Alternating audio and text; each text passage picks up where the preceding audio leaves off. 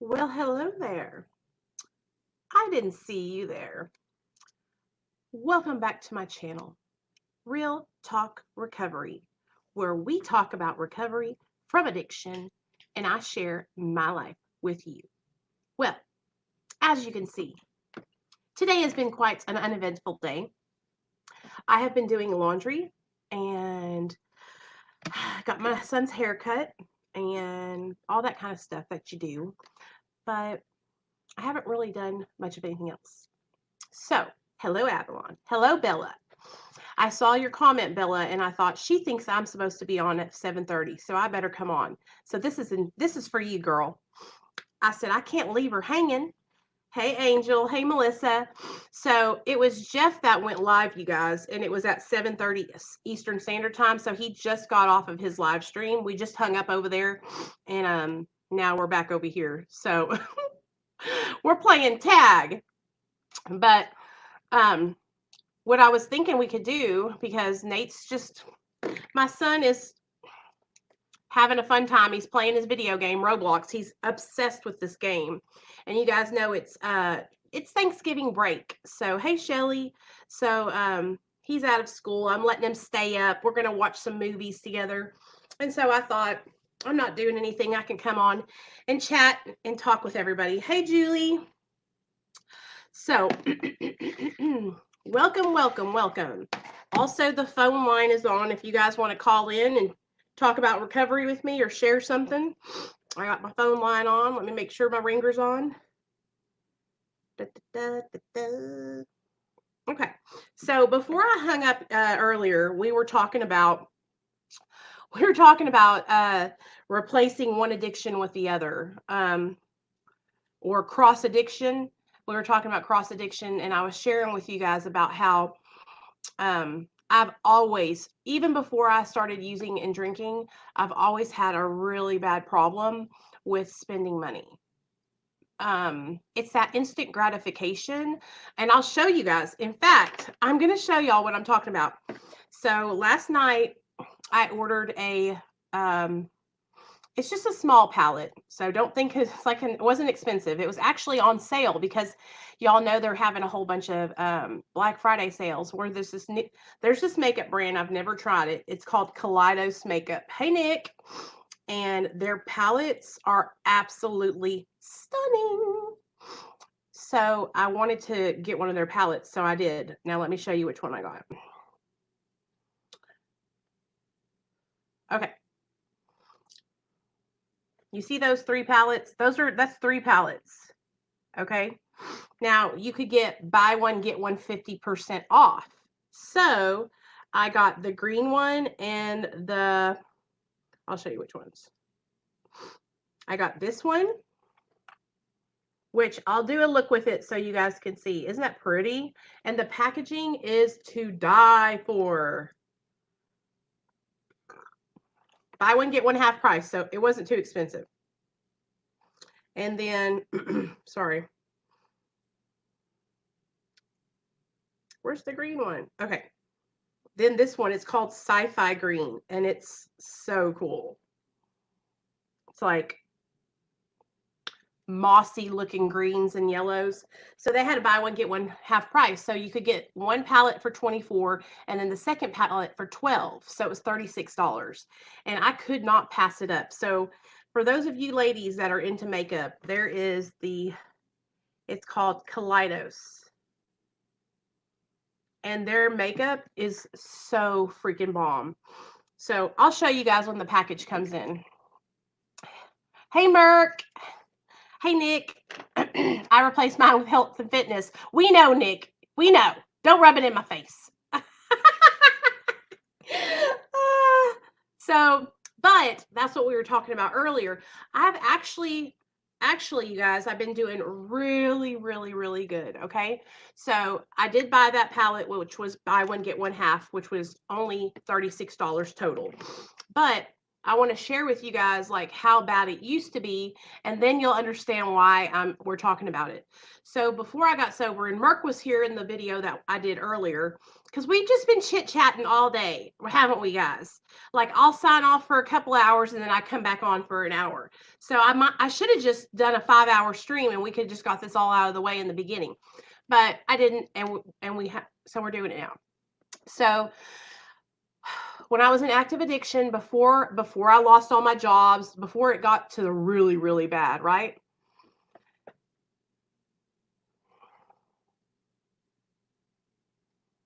Marcy, I am on Suboxone, and I've been on Suboxone for 4 years.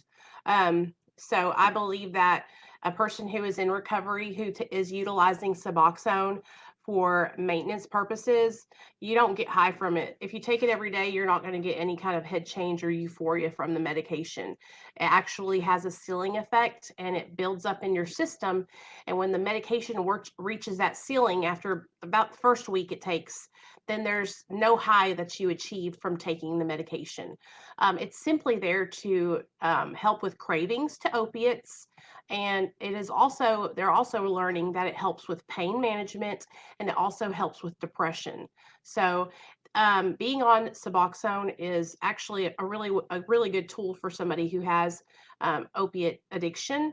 Now, not everybody needs to get on maintenance medication. Some people don't need to use it. Some people can taper or jump off of opiates and stay sober, and they never look back.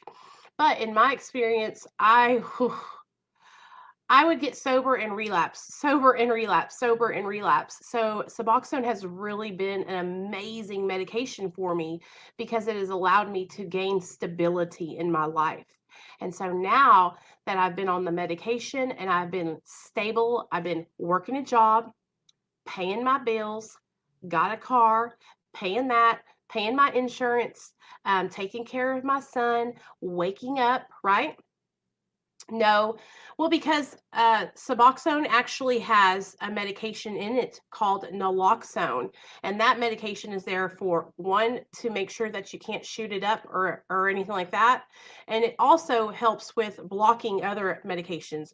Buprenorphine, it blocks anything else from getting on your receptor. So if a person wanted to go and get high on heroin or hydrocodone or some other medication that's an opiate, they couldn't. If they took their Suboxone that day and they took another opiate, they wouldn't feel a thing.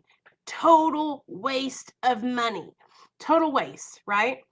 And also, the only way a person could get high while taking Suboxone, Marcy, is if that person didn't take their medication every single day. Because once the medication is in your system and builds up, it knocks off any other opiate. The only opiates that can override Suboxone is fentanyl. And the chances of you overriding Suboxone with fentanyl, it's so dangerous that you could die. You'll overdose and die. So, and that's a good question. I'm glad that you came in and asked. And I'm telling you, like, seriously, um, that's why people get on the medication, because it blocks those other opiates. So if a person would like want to relapse and they did, and they got other opiates, it would be a waste. It totally knocks it off. I owe you a lot of thanks, Nicole. You know, I bartend some nights and I've still been good at drink here or there. And I want you to know that your concern a while back has helped me keep on track. Hey, Nick, you know I love you, man. You know I love you. Thanks. I appreciate it. I appreciate you too for always coming in and saying hi and supporting me. One day I'm going to get on my health and fitness, and I'm going to be coming to you and telling you thank you. But you know how that goes. I just haven't got there yet. Bella says, I'm freaking out. I took my dad to the ER Sunday and found out he has cancer to his bones. Oh, Bella. I am so sorry, Bella. I am so sorry, girl. We are praying for your dad, baby. Yes, Marcy. And Marcy, if you have a son or a daughter that is taking Suboxone, feel free to text message me on the number on the screen, okay?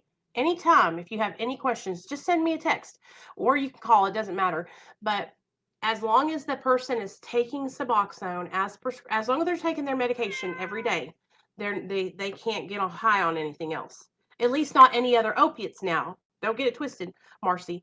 If this person is taking meth or benzos or drinking alcohol or taking stimulants, cocaine, methamphetamine, Suboxone doesn't block the effects of those drugs. It only blocks the effects of other opiates. Okay. Now let me catch up to y'all's questions. Any other questions you have, you just, like I said, you can text me anytime, Marcy. Anytime. Can I ask a question? Hey, Nene. Yeah, baby, go ahead. You know, I'm all ears. Bella, I got you on the list, and I'll send my mom a text too to pray for your dad. Okay, girl? I'm so sorry.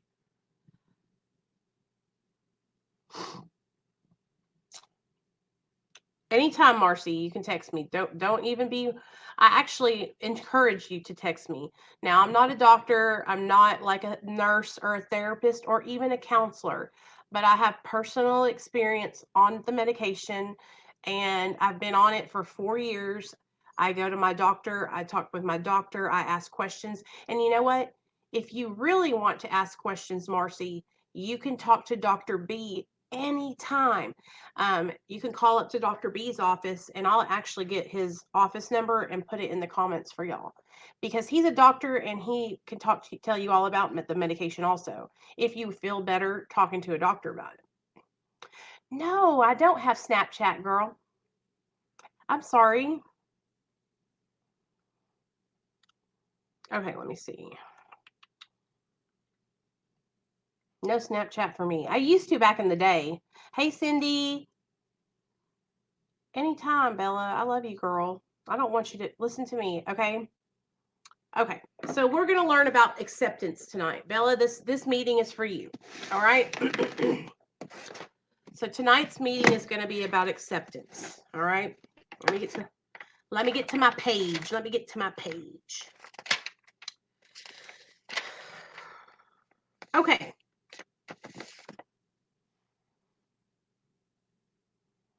Well, thanks, Marcy. Anytime.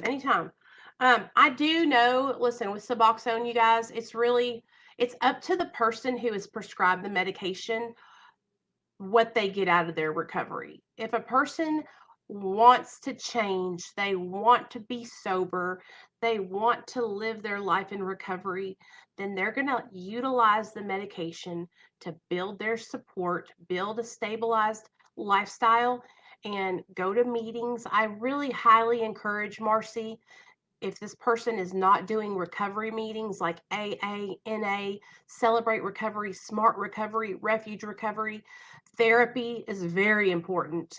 Therapy, a counselor, these things are key in recovering, okay? And especially while taking a maintenance medication, because a lot of the times with maintenance medications, you can text me at that number, Nene, on the screen, 501-991-5149. Especially when a person is on maintenance, a lot of the times we tend to think, oh, well, I'm cured. You know, I feel so great. I'm not having withdrawal anymore. You know, life is going good. I'm getting all the things back in my life that I lost. And we lean so heavily on the medication that it's almost like we're not doing anything else but taking our medicine, right? Well, the medication is only 5% of your recovery program. If you are on maintenance, you need to be taking action and doing work. Hey, Lou, you need to be in therapy. You need to be going to meetings. You need to be fellowshipping with other men and women who are also in recovery. It's very, very important, because in the inside, we use drugs and alcohol to cope with life. We use drugs and alcohol to fill the void inside us, okay? A lot of the times when we're younger, we're insecure, we have low self-esteem, low self-worth, right? We don't fit in, we don't feel like we're cool. Maybe we start smoking the ganja, drinking some alcohol with our friends, right? And then we realize, oh wow, this makes me feel so good. I feel alive. I feel like I can do anything. I feel like I'm Superwoman.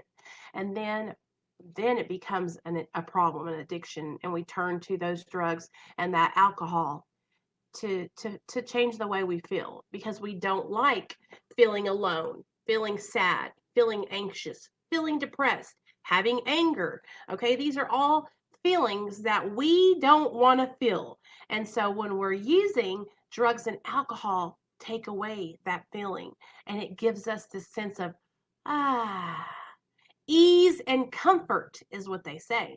It gives you a sense of ease and comfort.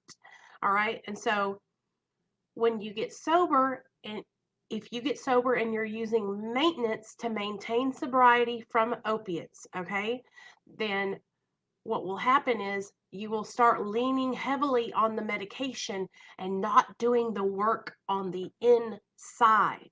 Okay, recovery is all about on the inside. It's about gaining that self-esteem, be loving yourself again, learning how to cope with your depression, your anxiety, your PTSD, whatever you got going on, right? um that's what you have to start working through, because addiction, the disease of addiction, is a disease. It's a malady. It is a spiritual malady. It's a spiritual sickness. It's like we have this, it's almost like a soul sucker. That's what addiction is. And so when we are born, us addicts, we are born and we're already addicts. We just haven't used our substance yet, just like I was telling you guys about before. If you look back into your life when you were younger, okay, I want you guys to think about it. Before you ever picked up a drink or a drug, hey, Gunny, what? Think about the things that you did. Maybe did you overeat a lot? Did you, like I said, did you have addictive tendencies, or like they call it, people say addictive personality, but did you find yourself, okay, Melissa Knight, doing things that overkill, right? Um, I know I did. There were so many things when I would do things, it was to an extreme. And my mom can, oh wow, it's deeper than I ever thought. Marcy, it goes so deep. Addiction is just not, it's not about saying yes or no. It's not about, oh, why can't they just quit? Just say no, right? It's so much more serious than that. Addiction is a symptom, okay? Abusing drugs and alcohol. Hey, Caleb, thank you so much. Abusing drugs and alcohol, you guys, are just a symptom of our disease, okay? What, buddy? You're hustling me. You got to go plug it in, Nate. Oh, no, there's not a... Okay, you can play it until it runs out, okay? I love you, bye. Be good. Be good. He loves that game, you guys. So here, listen to me, all right? Listen up. This is for Marcy. Marcy, I'm glad you came in. I'm glad you asked the question, because this is what we need to talk about. There are people out there that don't understand. There are moms and dads who don't understand. If it was about us, if it was about a lack of morals or values, it would be a lot easier. You know, if it was about just say no, I promise you, the moment each of us started having the horrible consequences that addiction brings, we would have all just said no and walked away. But what happens is you become hooked, not only dependent physically on drugs, but mentally and spiritually. Everything about yourself becomes, your identity becomes attached to a substance. Well, I can't go to the football game and cheer my brother on because I can't go around people without being high. Or if, when I get fucked up, everybody loves me and I'm cool and I'm outgoing, so I've got to drink. And that's how it starts out a lot of the times. Okay. A lot of the times, addiction starts because we are using a substance, like I was saying before, to cope with something else. It's so much, it's always leading to something else.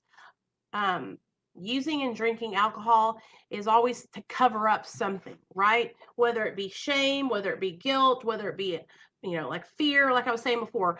Some of us just fall into addiction because we were easily influenced when we were younger, and we fell into peer pressure, and we started using then. But then what happens is you start using, and like that reinforcement of that feeling and the way you feel, and the other people thinking, oh wow, this is fun, let's keep doing it, then it becomes so much more than that, you know? And a lot of the times during active addiction, a lot of us do things that we are not proud of. A lot of us are, so much shame and guilt goes along with the disease of addiction. And that's what we do. We held our head down low.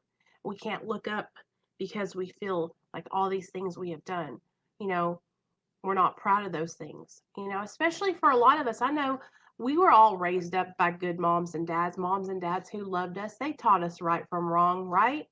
My mom taught me right from wrong. I knew that drugs were bad. You know what I'm saying? So it's just, and then the longer you stay on substances, the more you push down all those feelings, the more you push down the, I know drugs aren't good for me.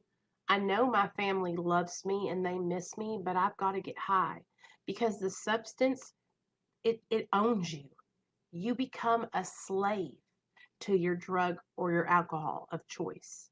That drug or alcohol makes the decisions for you.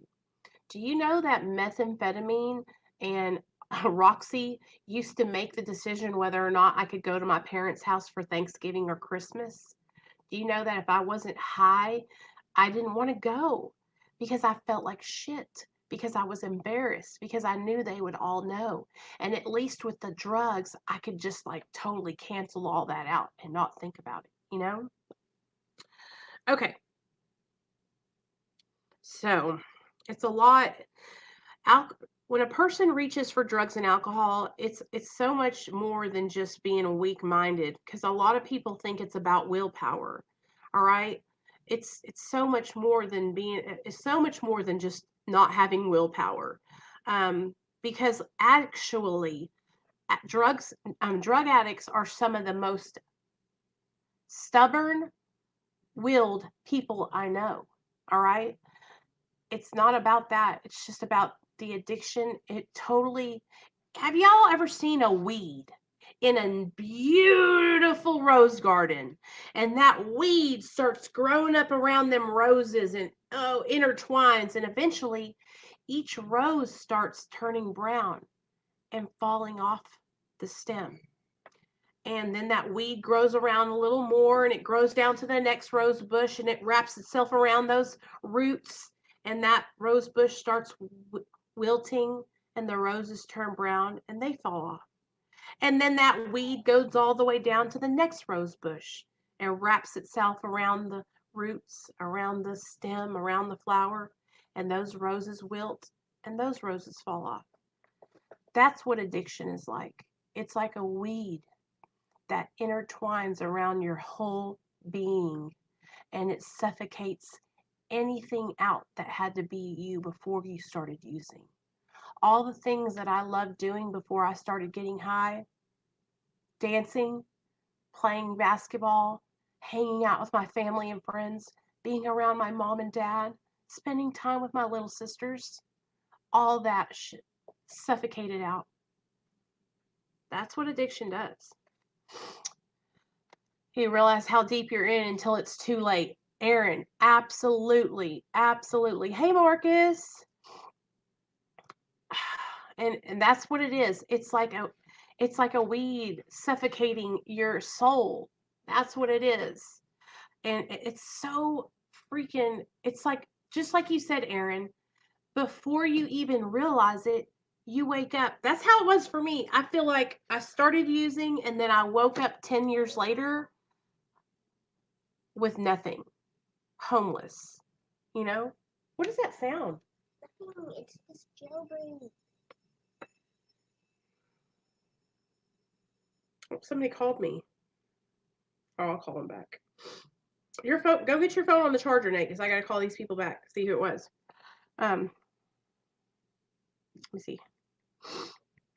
I love you, buddy. My son's haircut is so cute, you guys. Okay. So, the disease of addiction is exactly that. It's a disease, and it's a mental obsession, an obsession of the mind. So, okay, Bella,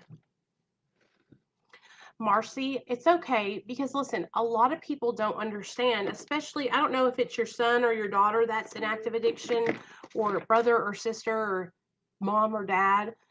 And I'm not making excuses for anybody, right? But I'm telling you that the person who is addicted, I promise you that they're not. At the beginning, it's fun and games. At the beginning, you enjoy it, right? Because the high, you're just getting used to it. It's just becoming fun, right? He's always balling with the phone, honey. But it's Merc, I'm telling you. Um, but it's like once you graduate past that like initial starting up phase of using, it takes over your whole life, you guys, and it's not any fun, and you're ashamed, and you feel guilt, right? And you're unhappy, and you're hurting, and you're in pain. That's what addiction brings. It brings pain and guilt and shame, and just it just sucks everything out of you. And by the end of my addiction, I was so ashamed. I couldn't believe I had just let myself go for so long. You know, losing my son, you guys, was the turning point. And I know I talk about that a lot, but it really, really was the turning point.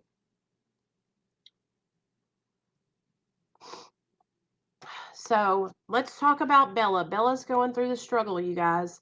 She's got her dad has just come down. Her dad has cancer and it just spread to his bones. So I want everyone to keep Bella's dad and her in your prayers, because it's hard when you're watching a loved one struggling with a deadly disease.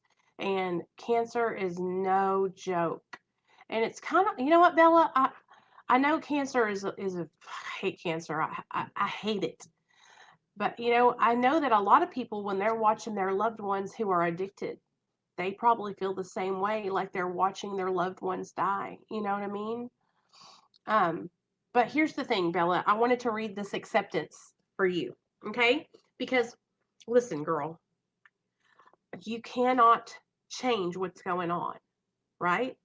We cannot. I wish we could. I wish we have magic so we could just say, "Psh, psh, psh, Bella's dad is cured," right? But we don't have that ability. So the only thing we can do is pray and lift your dad up, put him in God's hands, and then on your end, what you can do, Bella, while your dad is going through this time, is you can be there for your dad no matter what.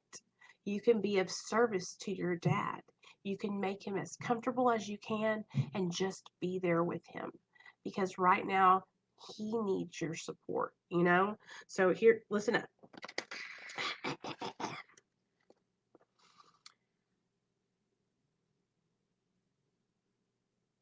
Okay, I want to read this part right here. Hey, Marcus, how'd you know? How'd you know? So it says, I want to start out in at 416. So this is a little bit a segue into this one. Okay, so this guy says, I had already given up all the narcotics, most of the pills, and some of the alcohol when I first came to AA. Here you go. Hold on, Nate. Hold on. We got take my brand new phone and be gone. I love you. Give me a kiss. Aw, thanks, kid. Okay. I had already given up all the narcotics, most of the pills, and some of the alcohol when I first came to AA. By early July, I had tapered off of alcohol completely, and I got off all pills in the ensuing months. When the compulsion to drink left, it was relatively easy to stay off of alcohol. But for some time, it was difficult to keep from taking a pill when I had an appropriate symptom such as a cough, pain, anxiety, insomnia, a muscle spasm, or an upset stomach. It has gotten progressively easier today. Today, I feel I have used up my right to chemical peace of mind. It helped me a great deal to become convinced that alcoholism was a disease, not a moral issue. This is for you too, Marcy. That I had been drinking as a result of a compulsion, drinking or using, even though I had not been aware of the compulsion at the time, and that sobriety was not a matter of willpower. The people of AA had something that looked much better than what I had. but I was afraid to let go of what I had in order to try something new. There was a certain sense of security in the familiar. At last, acceptance proved to be the key to my drinking problem. After I had been around AA for 7 months, tapering off alcohol and pills, not finding the program working very well, I was finally able to say, okay, God, it is true that I, of all people, strange as it may seem, and even though I didn't give my permission, really am an alcoholic. And it's all right with me. Now, what am I going to do about it? When I stopped living in the problem and began living in the answer, the problem went away. From that moment on, I have not had a single compulsion to drink. And acceptance is the answer to all my problems today. When I am disturbed, it is because I find some person, place, thing, or situation, some fact of my life unacceptable to me, and I can find no serenity until I accept that person, place, thing, or situation as being exactly the way it is supposed to be at this moment. Nothing, absolutely nothing, happens in God's world by mistake. Until I could accept my alcoholism or addiction or both, I could not stay sober. Unless I accept life completely on life's terms, I cannot be happy. I need to concentrate not so much on what needs to be changed in the world as on what needs to be changed in me and my attitudes. So, the reason I read that for you, Bella, was because it says right here that when we are disturbed, it's because we find a situation in your situation, you're uncomfortable with what's going on with your dad. Rightfully so, okay? And you will not be able to find serenity until you accept that situation as being exactly the way it is supposed to be at this moment, and that nothing, absolutely nothing, happens in God's world by mistake. So, this was probably one of the hardest things that I ever had to learn, was that I have no control over, well, basically everything. The only thing I have control over, you guys, is me and my actions, right? And so losing someone, and especially when they're sick like your dad is, the best thing you can do, like I was saying, is be of service to your dad. I'm sorry for your dad. I know how much a dad means. I will pray for him strongly to the beat. Oh, try to be strong for your dad. He needs your strength right now. I'm not sure many here can understand. I'm not addicted because I'm an addict. I'm addicted because I'm ostracized from my family. I was born and raised in a cult and being shunned. Damn, Great Dane. I didn't know that. Why didn't you tell me about that story? So, Bella, right now, I know it might. Yeah, Nene, Nate has my phone, so when I get upstairs, I'll check my text. So text me. Yes, text me. Of course, you can send me a text. Anyway, yes, you can text me. Bella. So I want you to take a deep breath, and I want you to just close your eyes, and I want you to think right now, like right now, what's going on. I know it's unfair. I know it hurts. I know I know that you're hurting inside. But what's going on right now, there's some reason, and there's going to be a bigger purpose on the other side of this whole situation. And I truly believe that. Everything I've ever went through, my son getting taken away, all the addiction, all the things I did in my active addiction, the horrible, the incomprehensible demoralization, all those things brought me over here to this other side, so I can be here with you guys today, and I can share with you guys today. And I truly believe in that. Everything happens for a reason. What's going on right now, there's some greater good for it. I don't want you to think that I don't care, or I just don't even know how to respond, because I can never understand what it would be like to watch my dad be sick, because my dad has always been like such a strong man, Hey, hi, Steppa. Um, and he's always just I would just be devastated also. So I just want you to know, girl, that you got me. You got everybody on Real Talk Recovery. If you want to call me later on this evening after I get off here and scream and cry on the phone, I'll listen to you. If you want to text me, that's cool too. But yeah, you can text me or call me if you just want to vent or you just want somebody to listen or you just want to cry or you just want to say what do I need to do next? Let's make a plan. You know, a lot of the times when you guys call, it's just because you kind of need somebody to say, "Okay, let's make a plan. Let's take some action."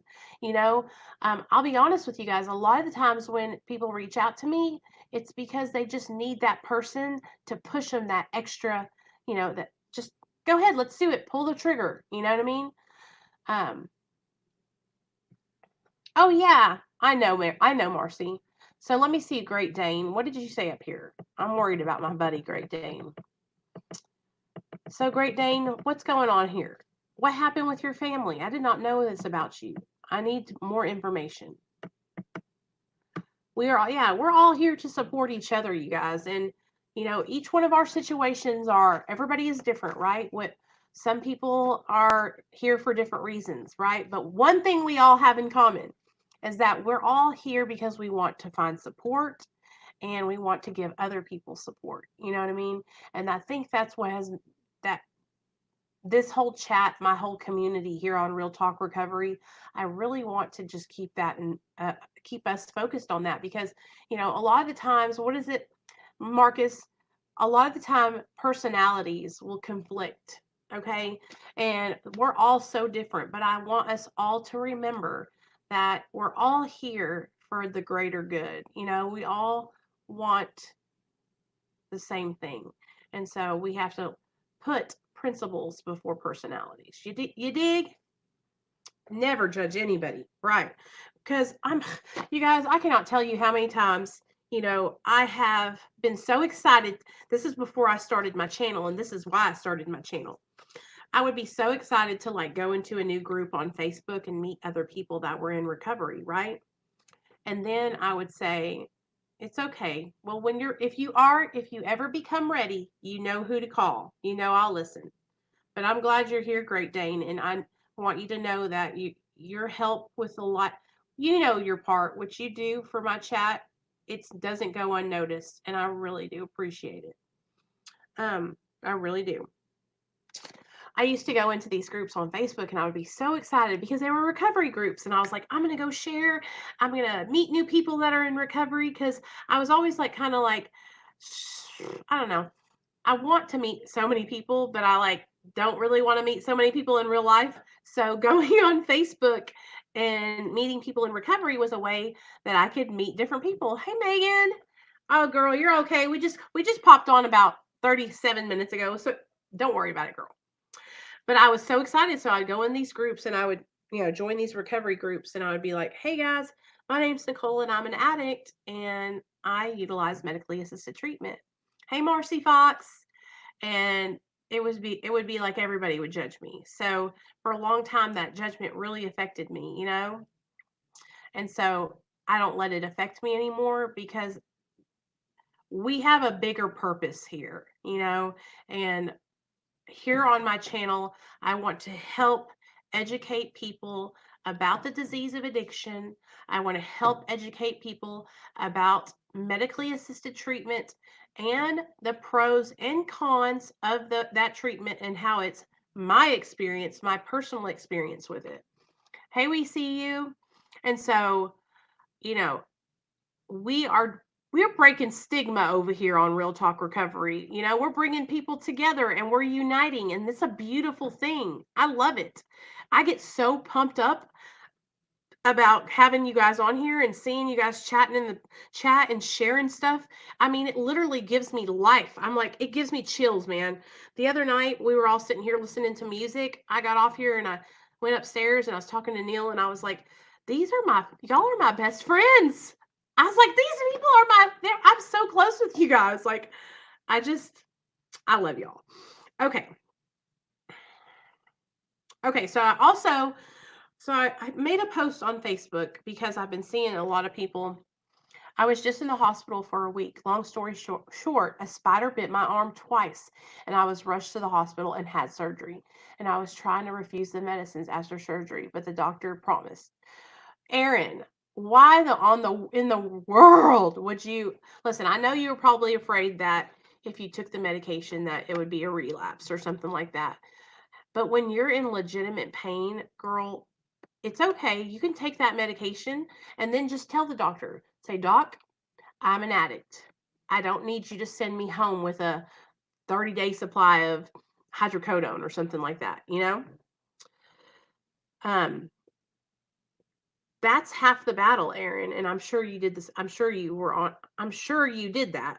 But half the battle for me when I would go into these doctor's appointments, I have a story for you guys. Aaron, good looking out. So, after I paroled out of prison, I went into a halfway house called Williamsburg at RCA. I've told you guys about this halfway house a million times. Well, I lived in that halfway house for about 9 months. Okay. 9 years of recovery. Good job, girl.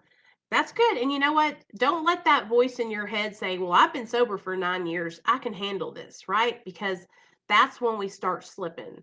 When that little voice comes in our head and telling us, oh, you've been sober for so long, girl. You got this. You got this. You know, I know because I've done the same thing. So I was living at the halfway house and I'd been sober for 9 months. I got a job working for Kroger and I was doing really, really well. I was working in the deli. Well, I was working in the deli one day and it was like right around this time, Thanksgiving time, and I was slicing um, bologna on about a 2.5, which is about that thick of a slice of bologna, pretty thick slices. And I was slicing, and a piece of bologna went under um, the blade part, and so I went to grab it, which isn't an issue because there's a guard right there. Well, my pinky was sticking up like this, just enough to where my pinky went through the crack where that guard was at.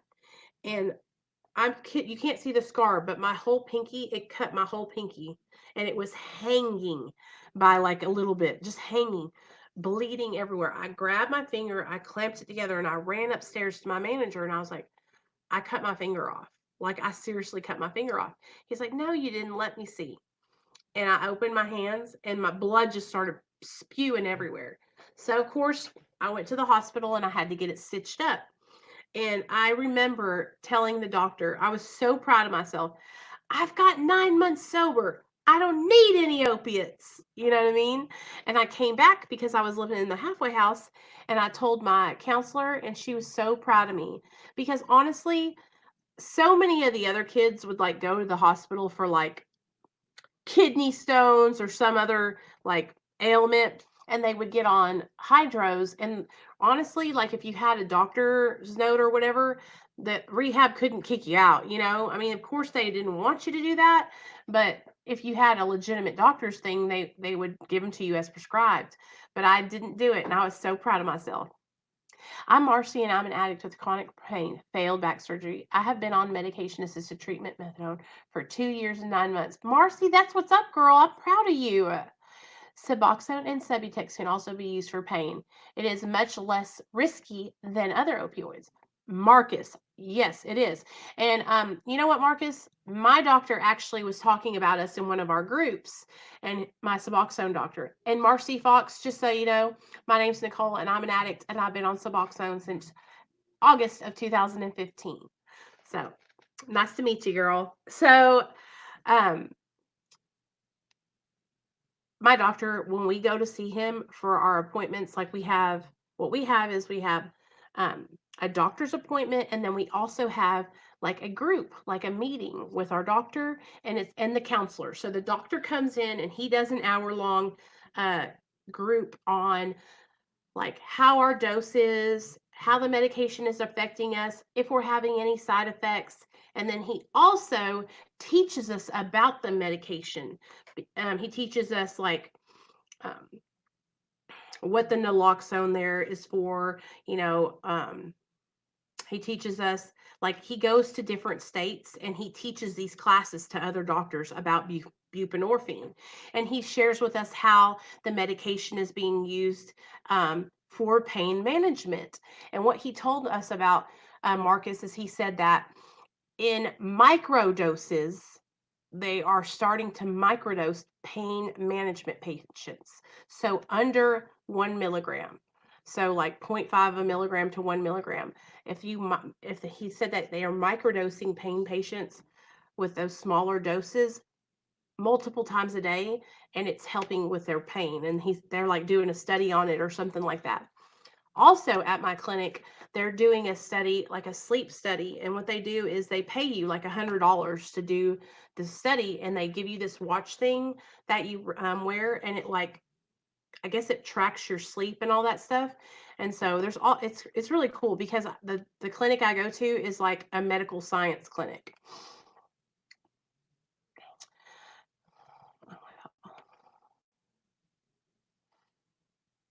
Yeah. So actually, maintenance medication, you guys, like there's such a stigma surrounding Suboxone and methadone.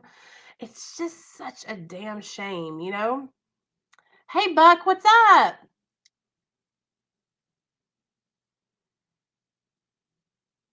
Hey, we're here. You caught us. We're live right now. So we're live right now, Buck. Right now. Um, but what I'm saying is like there's such a stigma surrounding maintenance medication, and it's really because it's just a lack of understanding and a lack of education, I think. Um, I was on methadone for pain and addiction for 17 years. I had no problems converting to Suboxone.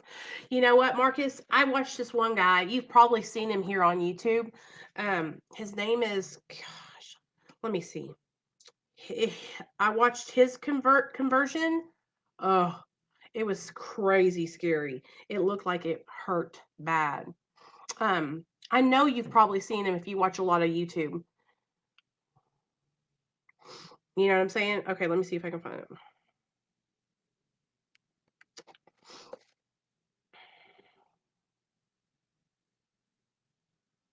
Is it Luke Landon Lewis?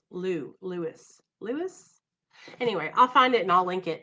But he did a like trading from methadone to Suboxone video, and I don't know if he took the Suboxone too close to the methadone, but he was sick as a dog.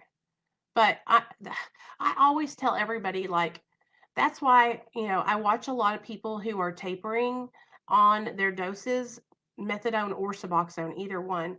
And what I see a lot of people do is they take their taper and they're not tapering with a physician. And that's kind of what I guess I understand if you're not getting the medication through a doctor, if you're buying it off the street, I guess you would have to taper on your own. Or if you are cut off abruptly, but like the taper plan that I'm doing is my doctor is the one who is is walking me through it, um he's the one who said, "With this is what we're going to do. You'll stay at each dose and just come in quarterly." So that way, he gave me the option that if I wanted to drop quicker, I could, but he said he didn't recommend me dropping quickly. He said he recommends me going slowly, and he recommends me the next drop when I go down to 2, he wants me to even go slower and pause there. Um, so I mean, he lets me kind of drive the bus, but he lets me know like if what I'm doing is a good idea, and he's not going to just let me drive myself off the edge of a cliff. You know what I'm saying? Like he's really it's a great clinic. I'm very fortunate for the doctors that we have at the clinic because um as much as they drive me crazy sometimes, they really, really do care about our well being and about us staying sober. I truly, truly believe that. Um, hey, Misty, what's up, girl?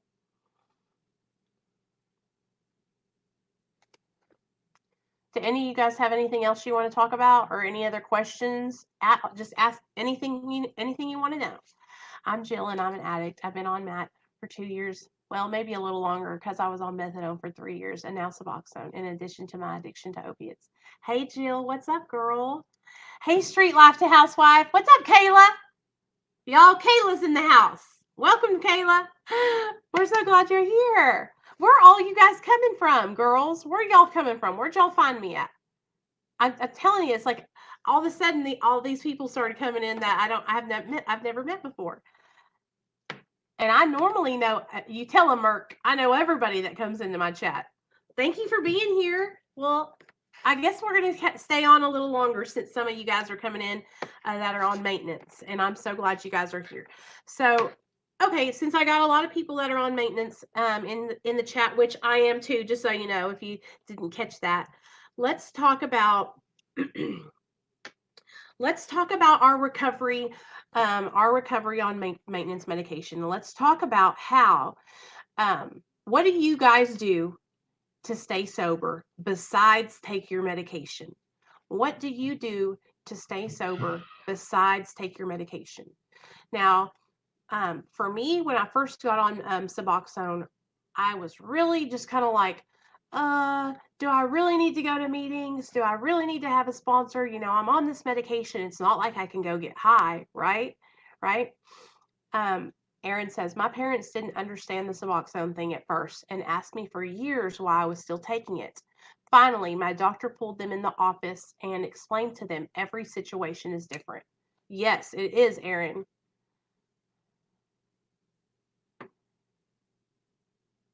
What? Nene, I don't have my phone. It's upstairs with my son. Come here, Nate. Misty says she goes to NA meetings. Marcus says, I do meetings and step work. That is a requirement. I agree. And here's the thing, you guys, like, I really want you guys to look into different programs. There's all kinds of 12-step fellowships, first of all. Like I said, there's AA, NA, Cocaine Anonymous, Heroin Anonymous. Shoot, there's Gambling Anonymous. There's Overeaters Anonymous. There's so many different 12-step fellowships. Then there's also the Refuge Recovery, Smart Recovery, Celebrate Recovery, which also is a 12-step, only their 12 steps are based off of faith-based 12 steps. Okay. And then there's also MARA. And you guys know I'm constantly sharing with you guys about Medically Assisted Recovery Anonymous. If you don't know what MARA is, let me tell you about it. Am I European? My dad's Italian and my mom is Mexican. Good jobs, Misty. I'm so proud of you, girl.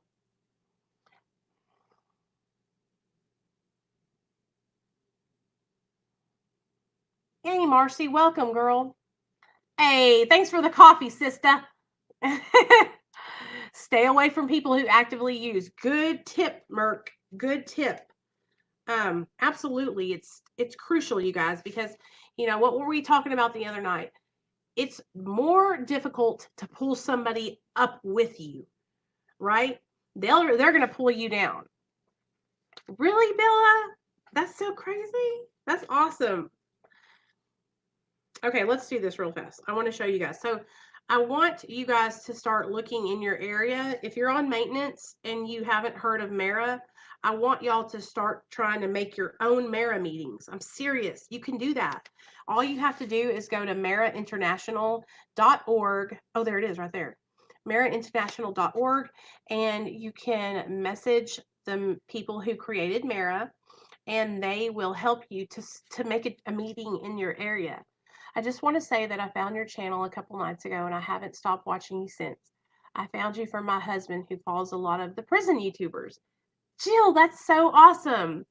I'm so glad you found me, girl. Welcome to the family. Cindy, thank you. That's Cindy Briggs. She's my best friend. She'll welcome you into the family. We got Merc will welcome you. We got Great Dane. We got Bella. I mean, there's so many of us in here. Everybody's so amazing. Aaron, Misty, a lot of us were here almost every time we go live. Huh, guys? I go live on a schedule, but then a lot of the times I go live out of that schedule also. So I go live Mondays, Wednesdays, and Fridays at 7 p.m. Central Standard Time. And then I do that. Sometimes I go live on Tuesdays and Thursdays too. Nick, I've been home all day. Can you tell? Yes, Erin, good job, girl.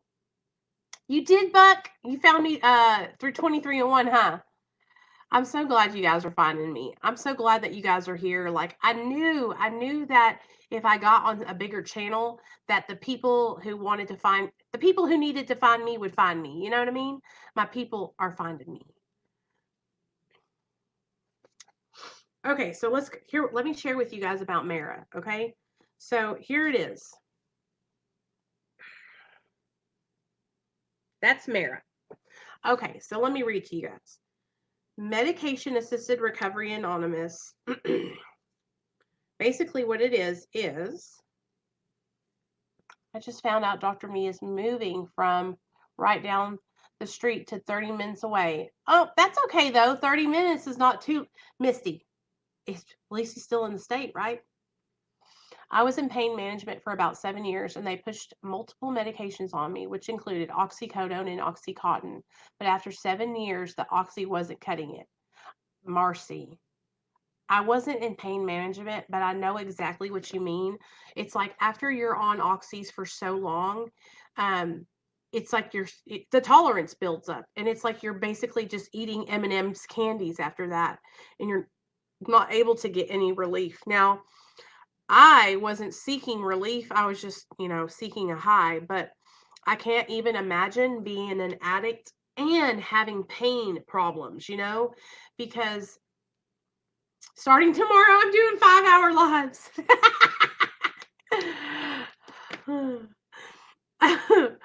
Good girl. I knew you weren't, but I was just thinking like 30 minutes away, though, in California is probably like an hour because of traffic, huh? Welcome, everybody new. Yes. I would just overtake my oxys to the point that I overdosed multiple times. Marcy. Every time I've ever overdosed, you guys, it was because I was taking Xanax along with injecting oxy. And so a lot of the times I would forget that I had taken like 3 or 4 bars that day, and then I would inject oxy, and then I would end up in the hospital. So many times I've woke up in the hospital not knowing what had happened or where I was. I mean, yeah, hold on, buddy. I'm gonna have to charge it up or else it's gonna die. Okay, I love you. I'm fixing to get off your bed. Okay, and we're gonna hang out, you and me. You want to watch a Christmas movie with me? No. Do you guys watch? Oh, look at this. My whole phone is jacked up because of this damn game. No, it isn't. You don't even know.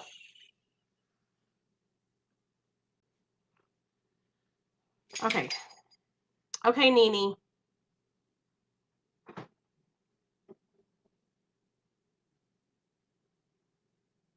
I'm not putting it in the live. Okay. You did the same thing with fentanyl, Art Marcus, and it was like a lot of the times. Yeah, we're back again, Daniel. Y'all don't make. Listen, I have an addiction. It's to YouTube. Marcy, yes, ma'am. Every Monday, Wednesday, and Friday, 7 p.m. Central Standard Time. Wednesday nights, what I've been doing is I've been having guest speaker on. So tomorrow night, you guys, we're going to have Andrew. Andrew has written a book all about addiction and his experience, and he is also in recovery, and he also has a YouTube channel. So I'm really excited for you guys to hear his story. I threw up before I could really get high. Yes, girl. A lot of people, like I used to say, if I didn't throw up, then it wasn't like I didn't get them. You know what I mean? It wasn't good.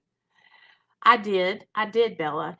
You know what? Somebody tried to shade me about that once. They were like, "She's addicted to YouTube," and I was like, "Honey, if I'm addicted to YouTube, and that's the least of my problems." You know what I mean? Eastern time, 7 p.m. Eastern time is 8 p.m. 7 Central is 8 p.m. So I'll be on at 8 Eastern. Yeah. Yeah, I'll make you some right now. I will. Okay, we're gonna face y'all another way so I can make Nate some. I'm gonna make. Hold on, you guys. It's just cereal. What was I saying? God, I'm so glad I survived overdoses too, Merc. There was many times where I overdosed, you guys, and I would just like, I'll tell you one time in particular, and I kind of talked about this on Death's channel. One time I had been up for like 12 or 13 days straight, seriously, on methamphetamine. And what I would do is I would shoot meth. I would shoot methamphetamine, and then I would um, shoot Roxy's trying to come down and go to sleep. You know what I'm saying? And so I had been up all night shooting meth, days and days, been hallucinating all kinds of craziness. Hey, Captain. Y'all, Captain is my link dropper. So if she ever comes in and you see her, she's one of my moderators and she always helps me with my Patreon links and all that kind of stuff. Patreon, Facebook, PayPal, Discord. We got all that stuff if you guys want to join. We got the Real Talk Recovery Facebook group. It's free 99. You ain't got to pay nothing to join the free Facebook group. Then we got the Patreon. That is a monthly subscription. It's the lowest tier is $3 and the highest tier is $25 still. And that's just like what I do on my Patreon is it's more just like one-on-one recovery related support. I do videos, I do videos about just different stuff that I do on here. And I post a lot in the Patreon and I talk to the people that are in my Patreon, like, one-on-one and stuff. We have like a private chat where we all hang out and talk. And then we have, I do have a Discord, but I'm not pushing it because I'm pushing Jexy's Discord, you guys. So let me go get Jexy's Discord link for you guys. Okay, hold on. Because I cannot keep up with everything. I was hurting myself and my daughter's husband. My mom, the guilt was so heavy that I'd want to use even more. One time I overdosed and woke up to someone shooting me up with meth. It was a scary experience. Girl, that would scare the shit out of me. One time, so let me tell you about what happened. So I'd been up for days, okay? And that was the night I hallucinated, okay? I hallucinated. The cops found me, took me to the hospital. I left AMA, and then they came back because the same lady called, okay? And they came back, and I went back to the hospital, and this time I stayed. Well, in the hospital that night, you guys, I actually went into a coma for 7 days. I went into a coma because my internal organs were shutting down. Okay. And so when I woke up after being in this coma, my mom looked at me and she said, "Do you know where you are? Do you know how long you've been here?" And I said, "No." And this is when it all hit me. I knew right then, I was like, I need help because all I want to do is get out of this damn hospital bed and go get high. I wanted to get high so fucking bad. You know what I mean? That's all I can think about, you guys. Then, and that was way before I ever had my son. That was before I met my husband. So just think about it. That was like 2012.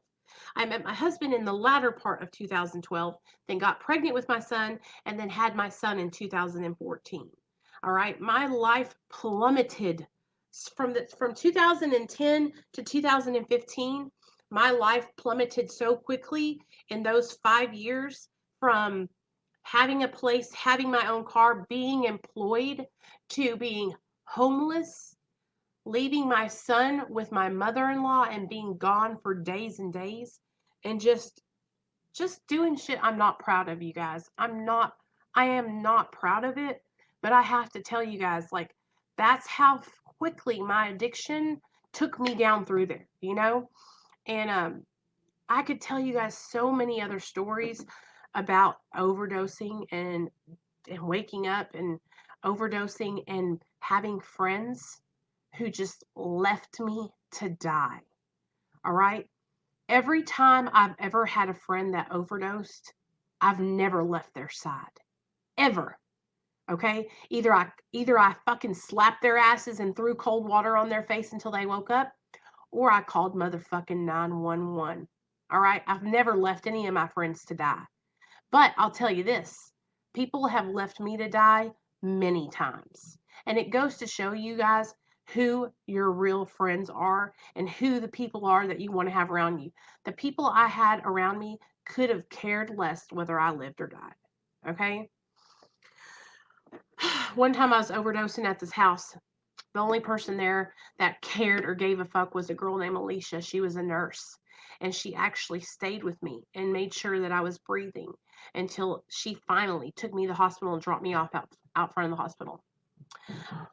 AMA, girl. And somebody commented on that video I did with Josh, and they were like, "Oh, if you were my patient, you wouldn't be able to do that." And I'm like, dude, you don't understand. When a person is irate, when they're I was psycho in my brain from shooting dope. I would rip the IVs out of my arms and rip those suction cups off me and run out the front door, run out of the hospital. And so you had to lock me down. They had to chain me with those leather things to the bed to make sure I didn't leave. From 2010 to 2016, it got bad for me, but even worse between 2014 and 2016. Yes. Nicole, I know you have a good relationship with your parents. Is it the same with your mother-in-law? Hold on, Aaron. I'm going to tell you in just a second. Nate, you've had 3 bowls of cereal, son. Yes, you have. Go get me your dirty bowl from upstairs. Don't you have one up there? No. I'm talking with my people. I know you love me, son. I know it. Do you love me? Do you love me? Do you love me? Do you love me? Do you love me? Okay, here you go, child. Here, baby. Do not take my phone. It's charging. No, no, no, no, no, no, no, no, no, no, no. Here. Here. I love you. Give me his. Okay. Do I have a good relationship with my mother-in-law? Okay, let me tell you a story, Aaron. Good topic. Good topic. Okay.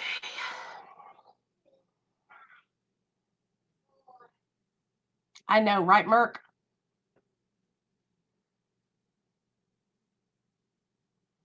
Really, Daniel? We're not getting any snow here. I wish. No, Nate's not set tripping. Daniel, let me tell you something about my child.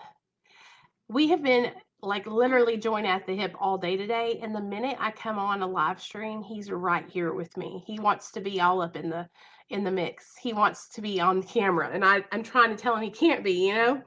I was making him some he wanted some more cereal. Let me tell y'all what he's eaten today. He's had 3 bowls of cereal. He's had a turkey sandwich. He's had chicken and dumplings. He's had chicken nuggets from Chick-fil-A and French fries, like 5 or 6 different things. Like literally, he eats like all day long and he stays so skinny. Okay, so let me tell you about my mother-in-law. So, okay, me and my mom and dad, as you guys know, my parents and I, we have an amazing relationship. I'm so, so grateful for my mom and dad. They have forgiven me.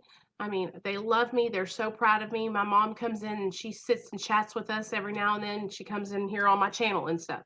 My dad, same thing. I'm going to introduce you guys to my dad during Christmas because we're going to go over there. I think I might go over there this Sunday, but I'm not sure. But let me tell you about my mother-in-law, Erin. Okay, so when I first met my husband, it was 8 years ago. I met my husband in September of 2012. 9/12/2012 is when I met my husband. And the first date I ever went out was with Neil and his mom and dad and one of his friends to a Mexican restaurant. And I remember sitting down at the table with his parents and we were eating. And his mom was so sweet. She was so nice and just like very just nice, right? Well, then his dad looks at me and he goes, "What do you want with my son? What are your intentions with my son?" His dad gave me the 3rd degree so hard that I started crying in the middle of this lunch that we were eating. And I was scared. Well, little did I know that his dad was the sweet one. And his mom was the one that I was going to have problems with. So all through our relationship, Neil's mother, first of all, they have a very close relationship in the way that that's her baby boy. Okay. Now, and that she has really struggled to let go of the control because my husband, He has struggled with addiction since he was about 20 years old, and he's always really leaned heavily on his family, okay?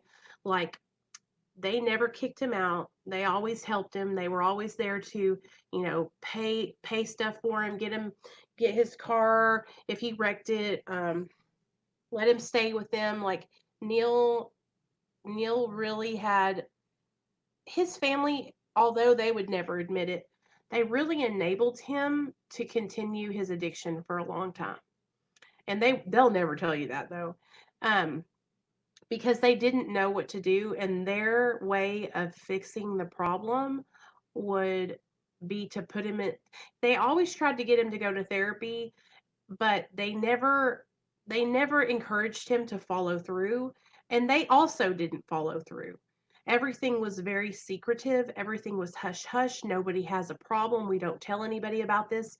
And to this day, my mother-in-law is still the same way. Bless her heart. Because listen, she's a good person, but she is very embarrassed of the fact that me and Neil had an addiction problems. And you guys know how proud I am of being in recovery. And so my mother-in-law, she doesn't like the fact that I have, she doesn't like the fact that I do videos, about my recovery. She doesn't want me to just talk about that kind of stuff. She would rather me just not talk about it at all, but it's a part of my life. And the way I stay sober is by talking about what I've been through in my addiction. And I'm proud of how far I've come because I've come so far. I lost everything to my disease. I lost my family. I lost my parents. My mom and dad moved to New York because I was so high that they just couldn't watch me kill myself anymore. So I'm so proud of it. Me and my mother in law, we struggled for a long time seeing eye to eye because I think that my mother thought that she would be able to chase me away. I think that she thought that me and Neil wouldn't stay together. I truly believe that. But she was wrong. And I've been here and I haven't left, and I'm never going to leave because my husband, I love him with all my heart.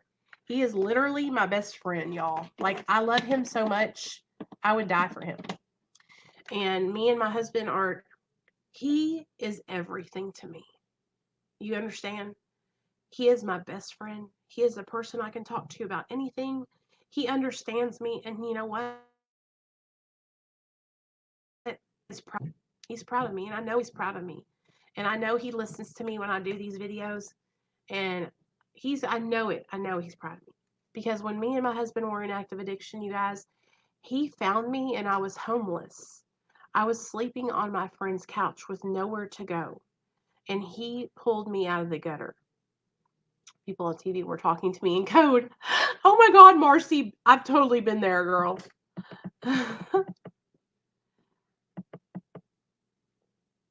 Yes, Captain. And so I have also experienced that with my mother-in-law, that she kind of, you know, Neil had a problem with drugs before I ever met him. And then when we got together, it just got worse because we were both addicts, right? Alexander, no. Here, 7414.